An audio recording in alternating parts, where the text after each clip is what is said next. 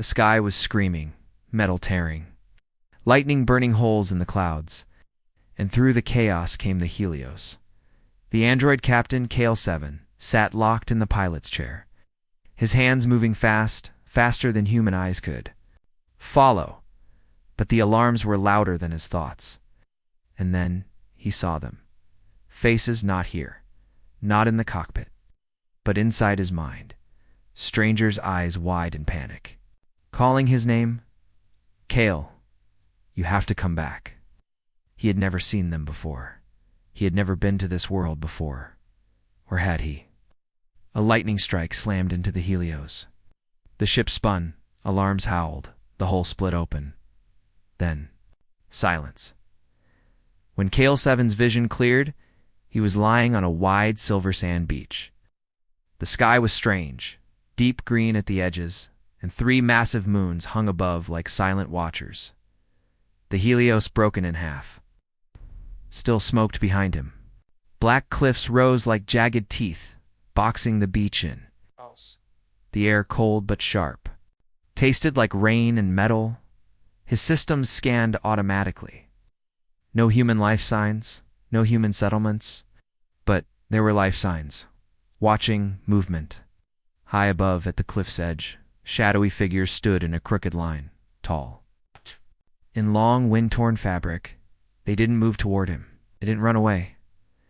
One figure stepped forward, lifted a hand, and spoke. The words rolled through the air like the echo of an ancient bell. Kale didn't know how, but he understood every syllable. You came back. Kale froze, came back, had never been here. He had no memory of this place. As the waves hissed behind him and the wind cut through the silence, he felt something in his chest. A weight, a pull. Like the ground itself was remembering him, even if he didn't remember it.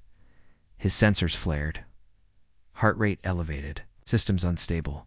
The shadows on the cliff began to spread out.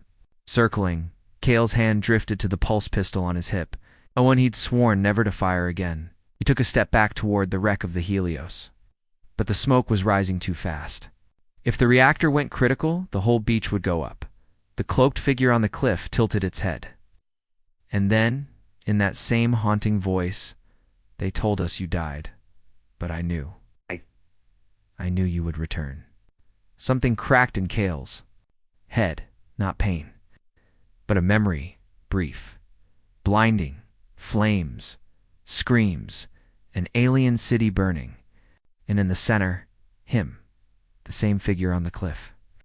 Kneeling before him, pleading, then the vision was gone. Only the sound of the waves remained. He opened his mouth to speak, but the ground trembled. The cliffs were alive stone, shifted, revealing enormous carved faces half buried in the rock. Their eyes glowed faintly. With the same light that pulsed inside Kale's chest, the cloaked figure took another step forward. The others began to descend narrow paths toward the beach. Kale didn't know whether they were coming to welcome him or kill him, but one thing was certain. They knew his past, even if he did in single quotes, and whatever they remembered. It wasn't going to let him leave this planet alive.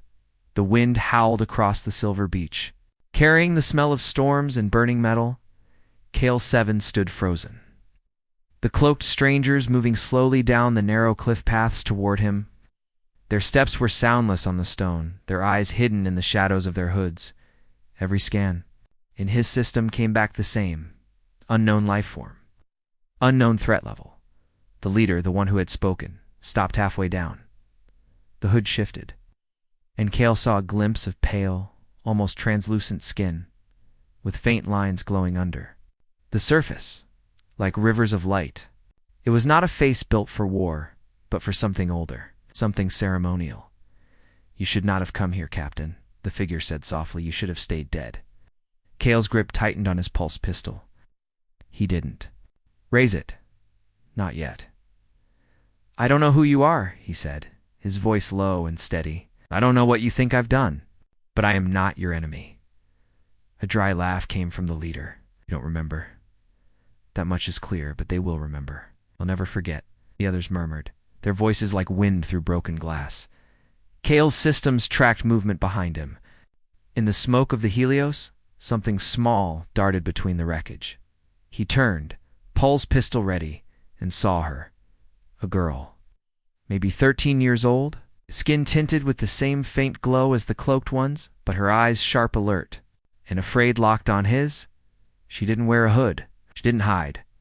She lifted a hand and pointed. Not at him, but at the cliffs. "They're not all here to welcome you," she said, her voice carrying across the beach. "Some want you dead before the moon changes." The leader's head snapped toward her, Lyra. But she was already running toward Kale, her bare feet kicking up silver sand. When she reached him, she grabbed his arm with surprising strength. "Come on." Now, Kale hesitated. He didn't know her. She could be leading him into a trap. But when he looked back up the cliff, he saw shapes. Larger, heavier, moving along the ridge above. They weren't cloaked. They carried weapons. Lyra pulled. "Harder? They know you're here. They've been waiting for this day. You have to move." Kale followed her along the curve of the beach, away from the wreckage. The tide hissed at their heels, and the sand grew darker, wetter. The cliffs leaned overhead, the stone carved with strange markings, spirals, symbols, faces with open mouths, they said. "I've been here before," Kale said as they ran. "Do you believe them?" Lyra didn't look at him. "I believe what the old ones told me, that the day you returned, the memory war would start again." Kale frowned. "What's the memory war?" She slowed, glancing over her shoulder. "You really don't remember anything, do you?" He shook his head. They turned a corner into a narrow passage between the cliffs. It was darker here, the wind gone, the air heavy and still. "The memory war was when the sky burned," Lyra said quietly. "When our oceans boiled, when the cities fell. It wasn't fought for land or for treasure. It was fought for the mind." They stopped near a rock face covered in smooth, round stones. Lyra pressed her palm against one, and it shifted with a soft hiss, revealing a crack wide enough for them to slip inside. The air within was warm, smelling faintly of herbs and metal. Dim blue lights pulsed along the walls. They walked down a short tunnel until it opened into a small chamber carved from the cliff itself. "This is one of the safe places," Lyra said. "They can't come here without permission." Kale studied the room. There were shelves of strange tools, dried plants hanging from ropes, and a table, covered in small metal cubes that gave off a faint hum. "This doesn't look like a place for war," he said. "It isn't," she replied. "It's a place for remembering." She walked to the table, picked up one of the cubes, and held it out to him. When Kale touched it, a flicker of light burst from its surface, and an image formed in the air. It was a city, tall silver towers, bridges hanging in the air, crowds of her people walking under the glow of 3 moons, and in the center of the image, a man Kale, not in his android body, but human, wearing the uniform of a starship captain, smiling as if he belonged there. Kale pulled his hand back. "That's not possible. I wasn't. I've never." "You were," Lyra said. "You were one of us. Then you left. And when you came back, you were no longer human." Her voice trembled. "They say you came to free us. And you did for a while. But then you changed, became something else. Cold, ruthless. You led them. The ones who took everything from us." Kale's internal systems buzzed with static, flashes of memory. Standing on a balcony as ships descended from the sky, hearing screams, issuing commands to soldiers with no faces, he gripped the edge of the table to steady himself. "If that's true, why help me now?" Lyra's eyes narrowed. "Because the ones coming for you are worse. And if they kill you before you remember, we have no chance when the next fleet arrives." The hum of the cubes grew louder. Kale's sensors picked up vibrations, heavy footsteps outside the tunnel. "They're here," Lyra whispered. She grabbed his hand and pulled him toward the far wall, where a narrow slit of light marked another exit. As they slipped through, Kale glanced back at the chamber. The cubes were vibrating now, glowing brighter, as if reacting to his presence. One cracked open, spilling out a wave of golden light. And in that instant, Cale saw another memory. Himself, standing in the same chamber. But this time the shelves were empty. The plants burned, the walls cracked by blasts, and Lyra, younger, hiding in the shadows. Watching him leave, the vision snapped away as they emerged into the open air. The cliffs had given way to a narrow valley lined with black trees. Their branches twisted upward like claws, leaves shimmering with faint blue fire. Lyra didn't stop running. "Once they mark you, they will hunt you until you're gone," she said. "That's why you have to see the hidden archive." Cale glanced back. Shadows moved in the tunnel they'd left behind. Voices carried on the wind, not the soft, ceremonial tone of the cloaked leader, but harsh, urgent commands. "What's in this archive?" Cale asked. "Answers," Lyra said. "Enough to make you remember who you were and decide who you want to be." They reached the edge of the valley, where the ground sloped down into a dry riverbed. Cale's system scanned the terrain. The rock was full of metallic traces, and the air carried a faint electromagnetic pulse. Lyra slid down the slope and motioned for him to follow. "Once we're inside, we'll be safe for a little while. We have to move before the next moon rises." Cale hesitated at the top. He looked at Lyra, then back toward the distant beach where the Helios lay in ruins. A part of him wanted to return, to salvage what he could, to fix his ship and leave this world forever. But deep down, something told him that even if he left, the truth would follow him.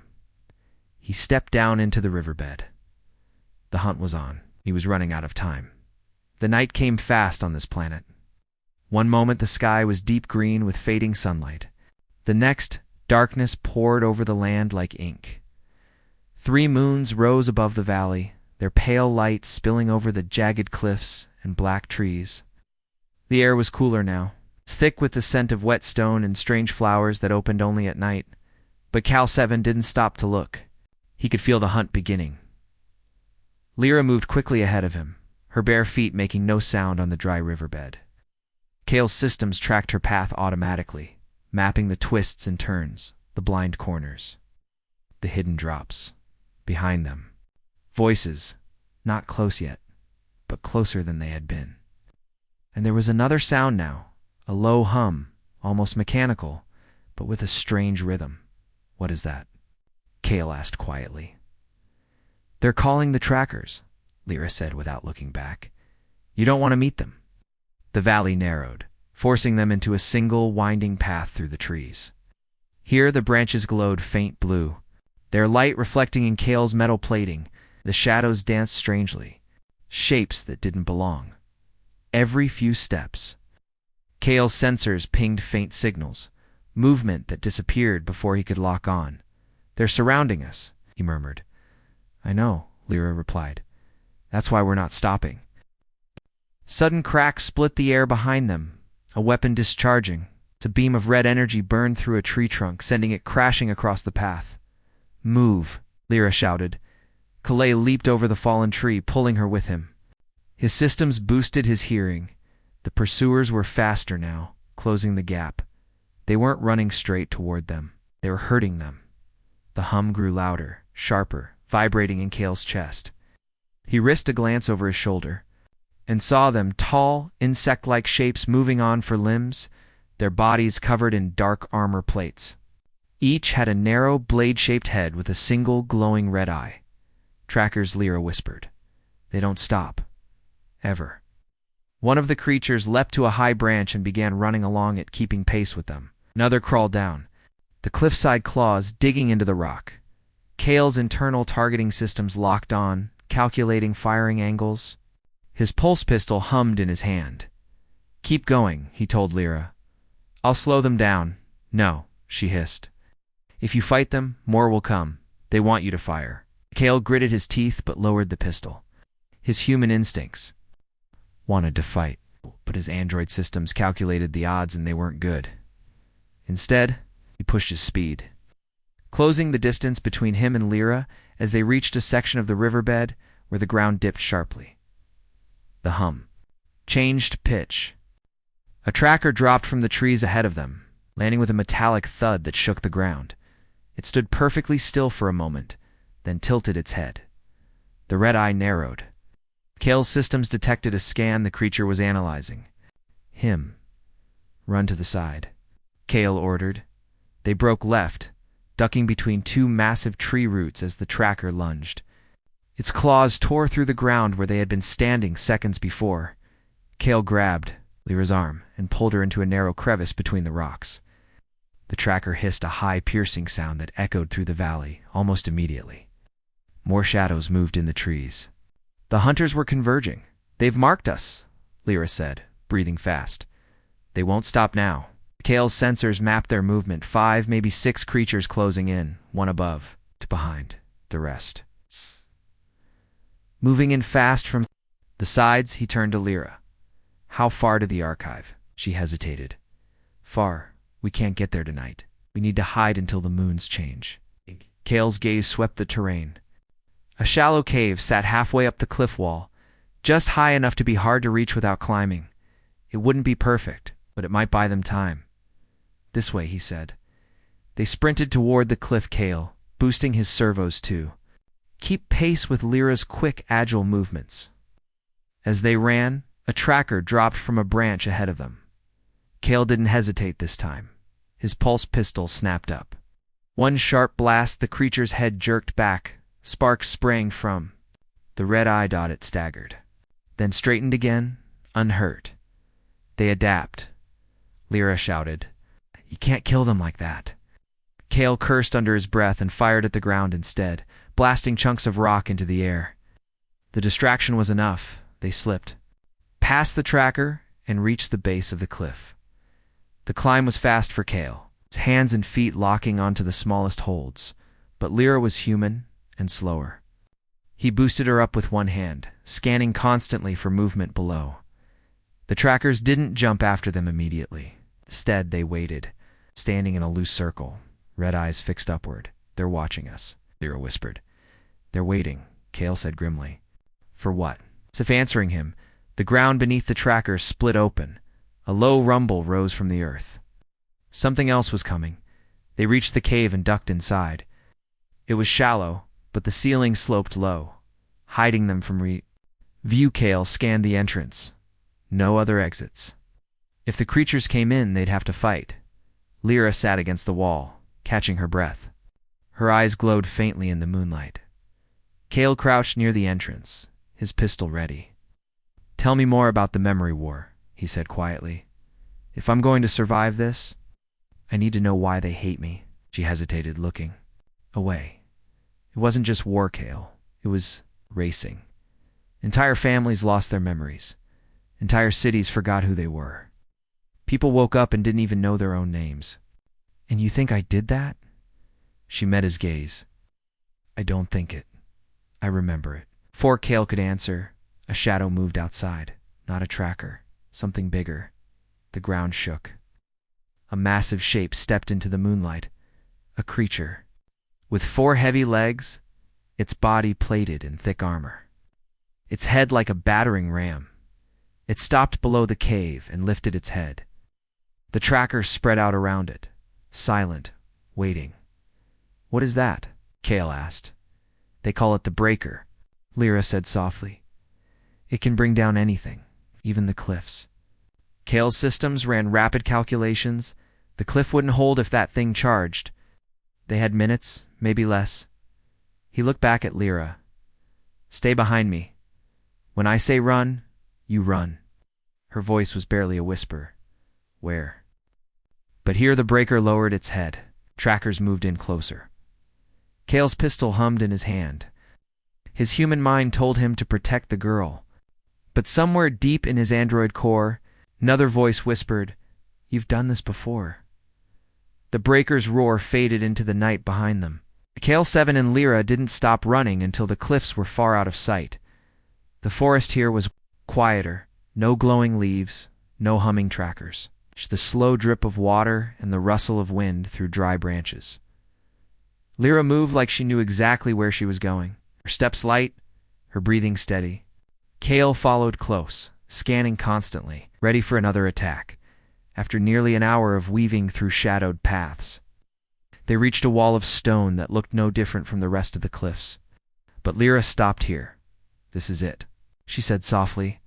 "The hidden archive." Cale scanned the surface. Solid rock. No openings. "You're sure?" She pressed both hands against a section of the wall. For a moment, nothing. Then faint lines of blue light traced across the surface, forming a pattern like a map. The stone split silently down the middle and slid apart, revealing a narrow passage. Inside, the air was warm and dry, smelling faintly of metal and old paper. The walls glowed faintly with embedded strips of light, enough to see but not enough to chase away the shadows. As they walked deeper, Cale noticed symbols carved into the stone, not alien, but something else. Something he almost recognized.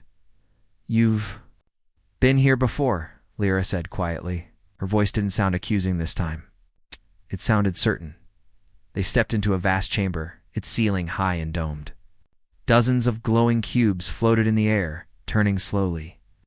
Holographic images flickered inside each one. Cities, battles, faces. "This is everything we remember," Lyra said. "Every story. Every truth, even the ones they tried to erase." Cale moved to the nearest cube. When he touched it, the image grew larger, spilling into the air around him. It was a battlefield. Its burning towers, black ships in the sky, and him. Not the android body he wore now, but human, younger, alive. He stood at the front of a line of soldiers in dark armor. His voice rang out over the chaos. "Advance, secure the city. No survivors." Cale pulled his hand back like the image had burned him. "That's not me," he said quickly.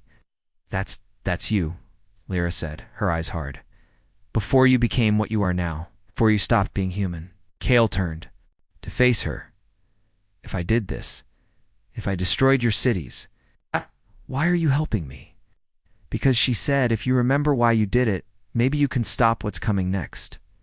She led him deeper into the archive. "The cubes here were darker, their light dimmer. These are the memories they don't want anyone to see," she whispered. She stopped in front of one cube larger than the rest. Its surface shimmered faintly, almost alive. "This one is yours," she said. Cale reached out. The cube pulsed under his touch, then opened like a flower. Light poured out, and he was there.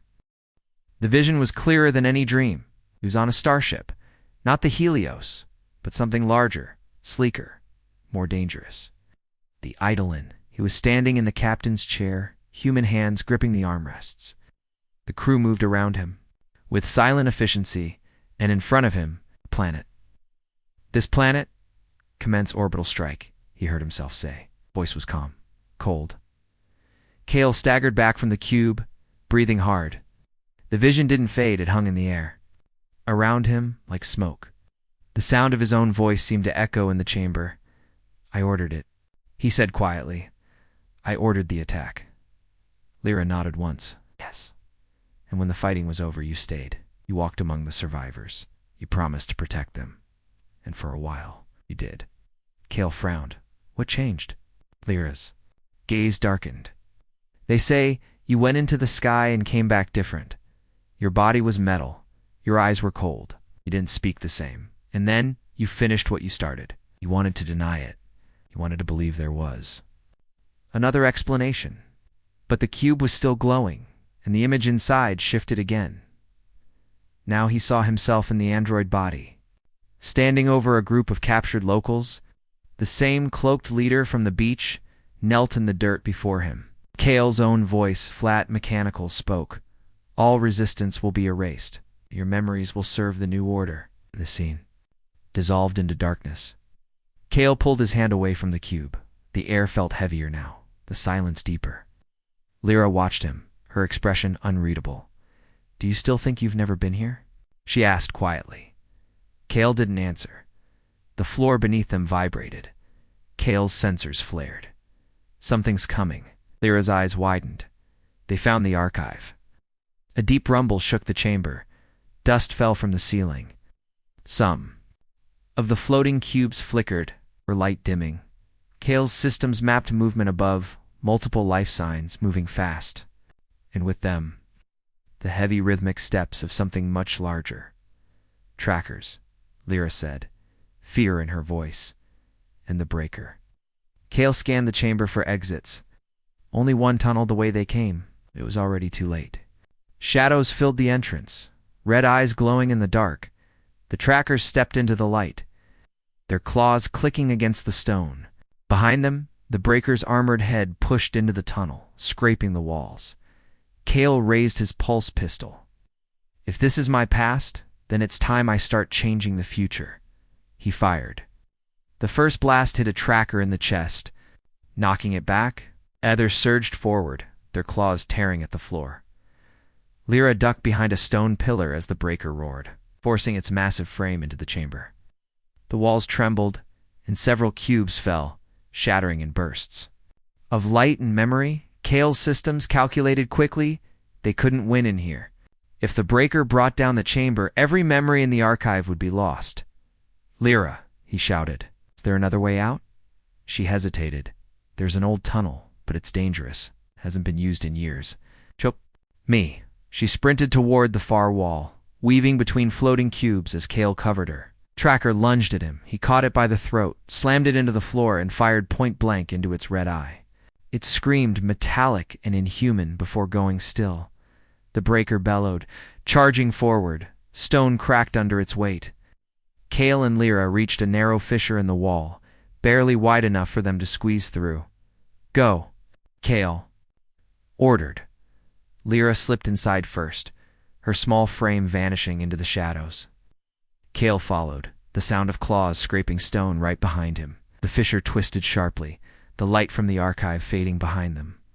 The tunnel was dark, damp and narrow, the walls pressing close. Somewhere ahead, water dripped steadily. They kept moving until the sounds of pursuit grew faint. Finally, they emerged into a small cavern lit only by the pale glow of moss. Lyra sat on a rock, breathing hard. Kale scanned the space. No signs. Of immediate danger? What now? He asked. She looked up at him, her eyes tired but determined. Now, we find the truth the archive couldn't show you. Kale frowned. What truth? She leaned forward. The humans are coming, Kale, and they're not here to rescue you. The first thunder wasn't from the sky. It came from above the clouds, deep, mechanical, rolling like the growl of some ancient beast. Kale 7 knew the sound instantly. Human dropships, fast, heavy, armed for war. Lyra froze, her eyes darting upward. What is that? Kale's voice was low. It's the sound of an army that doesn't come to talk. They emerged from the moss-lit cavern into the open, stepping onto a ridge that overlooked the plains. The night was torn apart by streaks of fire as ships cut through the atmosphere. Hulls burned red with re-entry heat. Kale's sensors picked up multiple landing zones, precise, coordinated. They weren't here to explore. They were here to seize. Lyra gripped his arm. You said you didn't call them. They know exactly where to land. Kale's mechanical jaw tightened. That's because I'm not the only one they came for. Minutes later, the first ships touched down on the plain. Metal ramps slammed into the ground. Rows of armored soldiers poured out, their visors glowing pale blue in the darkness. Kale scanned the insignia on their chest plates. Not explorers, not diplomats. They were Orion enforcers, the same military branch that had once followed his. Every command from the lead dropship, a single figure descended slowly. No armor, no helmet. Just a black coat with the Orion emblem burned into the sleeve. Even at this distance, Kale recognized the man's stride, confident, controlled. The gait of someone who always got what he wanted. Commander Rhyse, Kale murmured. The name tasted like Ash.Rhy. Say stopped at the base of the ramp, scanning the horizon until his gaze locked on the ridge where Kale stood. A faint smile touched his lips. He didn't raise a weapon. Once he didn't need to dot a comlink on Kale's. Wrist crackled to life. Kale 7 Rhyse's voice said, smooth and deliberate. You've been gone a long time. Kale didn't answer at first. His optical sensors zoomed in, studying the lines on Rhyse's face, older, sharper then. He remembered. But the eyes? The eyes were exactly the same. Cold, calculating. What do you want, Rhyse? Cale finally said, you and whatever you've been hiding. Rhyse's gaze flicked toward Lyra for half a second before returning to Cale. And don't pretend you don't know what I'm talking about. Lyra whispered under her breath. He's dangerous. Cale nodded once. Yes, he always has been. Rhyse lifted a hand, and the soldiers behind him snapped to attention. But they didn't advance. It's not yet. Instead, Rhyse said, walk down. Here, Cale, alone. We'll talk like we used to, before you lost yourself. Cale's internal processors ran 100 simulations in a second. Every single one ended in violence. Still, he stepped forward. Slowly, Lyra grabbed his arm. You can't trust him. I know, Cale said quietly. That's why I'm going. He walked down the slope, his metal feet crunching over the rocky ground. Rhyse stood perfectly still, hands behind his back. When Cale stopped a few meters away, the human commander's smile widened slightly. I've read the reports, Rhyse said. You've been making friends? Helping the locals? Almost like you care? Cale's voice was flat. They're not our enemies. That's not what history says. History, Cale replied, is written by people like you. Rhyse chuckled. And people like you enforce it. The words hit Cale harder than he expected. Because once, that had been true. You remember the war, Rhyse continued? You remember what they did? Now you've gone soft, playing protector instead of finishing the job? I'm not your weapon anymore, Cale said. The smile faded from Rhyse's face. Not my weapon? Cale, I made you. He stepped closer. You think you were some great hero before I rebuilt you? You were broken, dying. I gave you a second life. In return, you carried out orders no one else had the strength. 2. Cale's fists clenched. That's not life. That's control. Rhyse's eyes narrowed.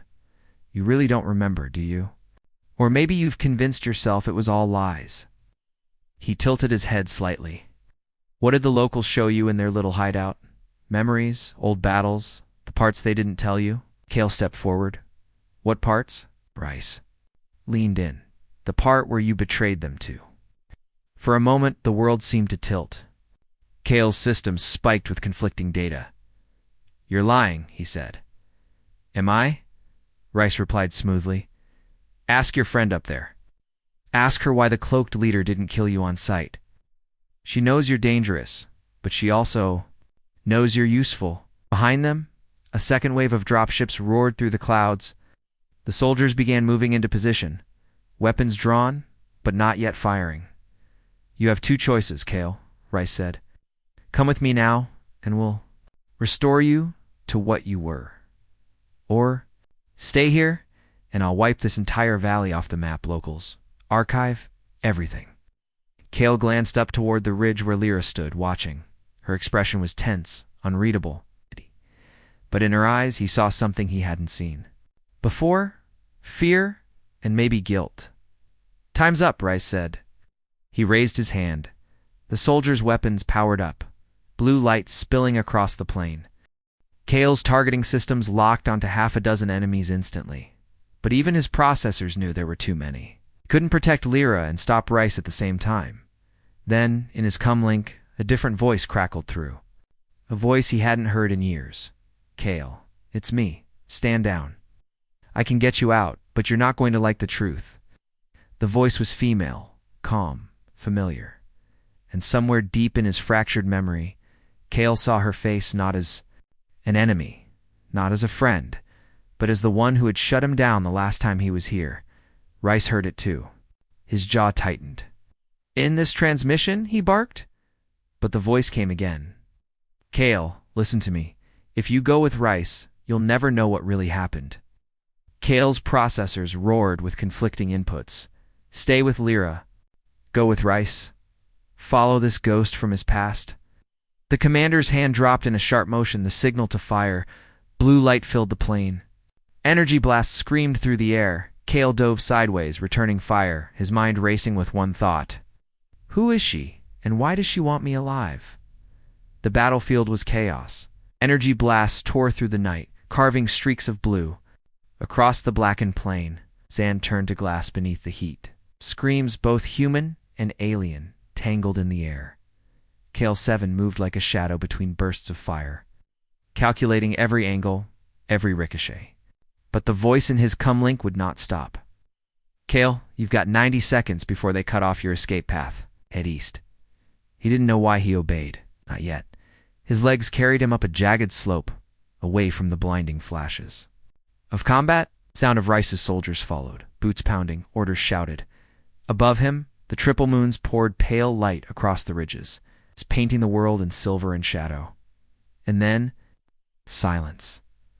The fighting below grew muffled, as if the world had been wrapped in glass. Kale scanned the area. No movement, no heat signatures, no signs of pursuit. Just the wind whispering across the stones. Good, the voice said softly in his ear. You made it.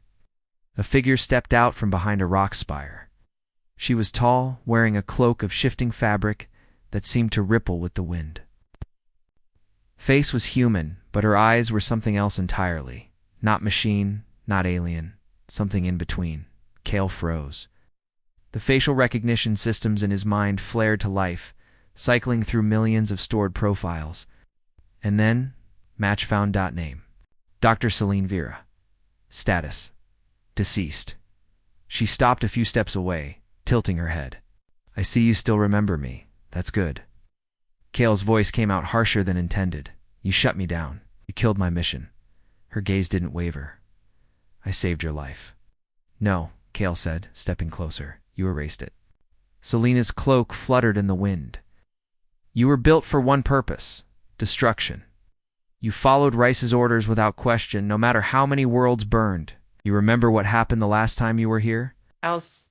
Processors struggled to pull the memories forward. Flashes of fire, collapsing towers, screaming children, but then static.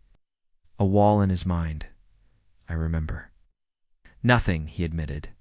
That's because I put that wall there, Celine said. If you knew the truth all at once, it would destroy you. But now, you're ready to hear it. Kale's optics narrowed. Why now? She glanced toward the plain below, where Rhyse's forces were regrouping. Because the archive you found, the one the locals worship, isn't just their history, it's yours. And if Rhyse gets it first, every life on this planet will end. Kale's sensors caught movement in the distance, Lyra, running toward them, pursued by 2 enforcers. Without thinking, he moved. In 3 strides, he was between them, plasma bolts flying from his arm cannon. The soldiers fell, their armor sparking. Lyra skidded to a stop, panting. Her eyes darted between Kale and Celine. You two know each other. Celine didn't look at her. This isn't the time. We need to move before Rhyse locks down the ridge. Kale stood still, torn between trust and suspicion. Celine had saved him once, but she had also erased everything he had been. Where are we going? Kale asked finally. Selena's answer was simple, to the archive. And this time, you're going to remember everything. They ran through narrow canyons, the sound of gunfire fading behind them. Every few minutes, Celine would give a short command. Left here, duck. Hold always just in time to avoid patrols. It was as if she could see the battlefield from above. Kale's processors marked it as impossible. Then, so was she. As they neared the far side of the canyon, Celine slowed. This is the last safe stretch before we reach the inner sanctum. Once we enter, your memories will start coming back whether you want them or not. Kale's footsteps slowed. What if I don't like what I see? Celine looked at him, her expression unreadable.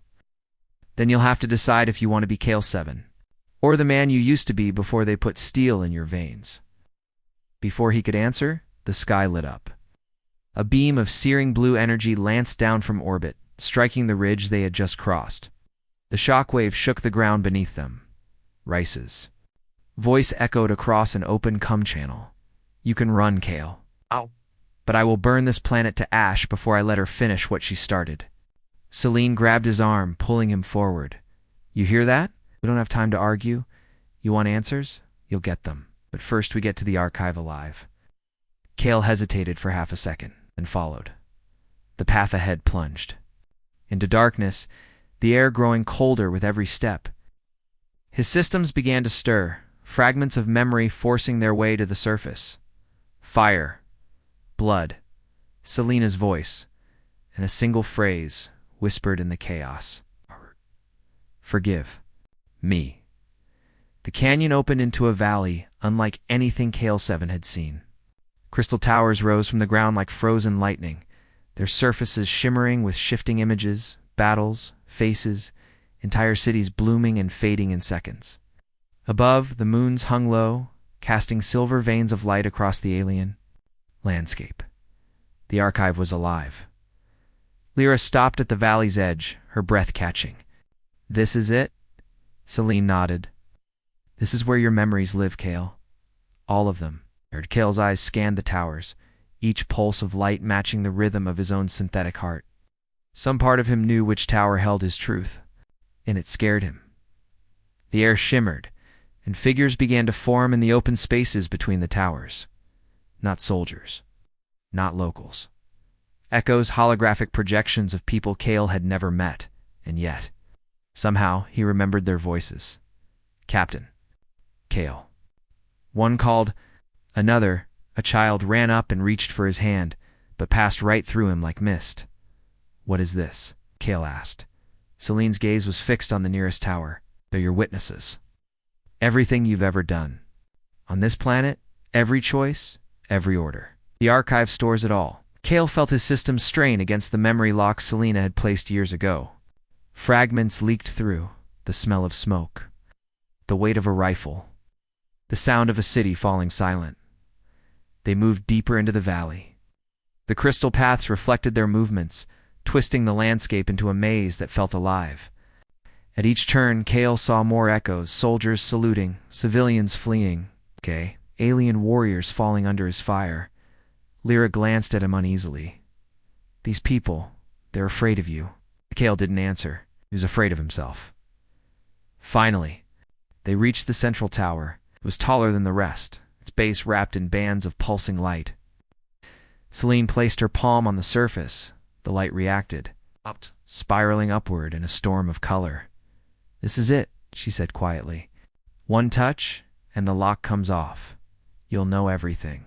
Kale stepped forward and froze, because standing between him and the tower was himself. Not an echo, not a projection. Another Kale 7, armor darker, eyes burning crimson, the double-spoke voice like metal tearing. I am the part of you she tried to kill. The soldier who never questioned, never hesitated. You want your memories back? You'll have to take them from me. Before Kale could react, the double lunged. The valley erupted in blinding light. The crystal towers reflecting every strike as their weapons clashed, steel on steel, spark against spark. The other Kale fought with brutal precision, every move designed to kill without mercy. Kale realized with sick clarity, this wasn't just an enemy. This was who he had been. Selena's voice cut through the chaos. Kale, you can't beat him with strength. You have to remember why you stopped fighting.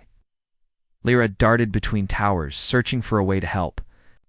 The echoes screamed as the battle tore through them, their forms flickering. A plasma blade grazed Kale's side, sending systems into warning mode. He staggered. In that moment, the other Kale slammed him against the base of the tower. The world froze. The crimson-eyed double leaned close. You think you can change? You think you can be more than a weapon? You can't. But then a sound. Soft, fragile, a child's voice, somewhere in the echoes. Please, stop. It hit him like a shockwave. The static in his mind split open, and a flood of memory crashed through. He saw the child again. Same voice. Same face, standing in the rubble as Kale 7, the old Kale 7, aimed his weapon, and he remembered lowering it. Walking away, Kale's grip tightened on the other's blade arm. I'm not you anymore. With a surge of strength, he twisted, the weapon free, and drove it into the crystal base behind them. Light exploded outward, swallowing the valley. When the glare faded, the double was gone. Kale stood before the tower, his reflection looking back at him. Only now. He knew the truth. Celine's voice was soft. You spared them. That's why I shut you down. Rhyse saw mercy as betrayal. And he would have wiped you completely if I hadn't acted. Kale didn't speak. The archive's images shifted, now showing not just destruction, but also the lives he had saved. Somehow that hurt more. Lyra stepped beside him. What now? Kale looked toward the horizon, where the glow of Rhyse's warships was rising. Now we stop him. And this time, I finish what I started. The valley's light dimmed, the towers going still, as if the archive itself was holding its breath.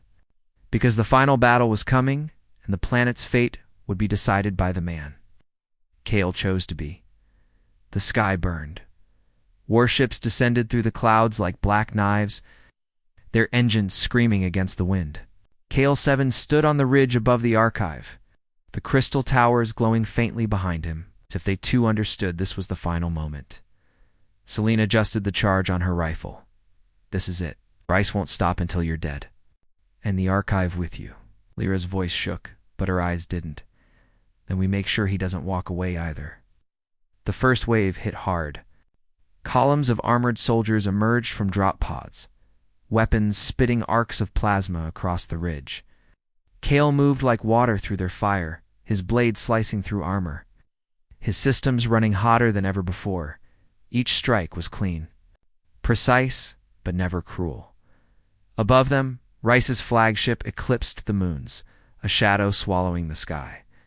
A voice boomed from its combs, cold and familiar. Kale 7.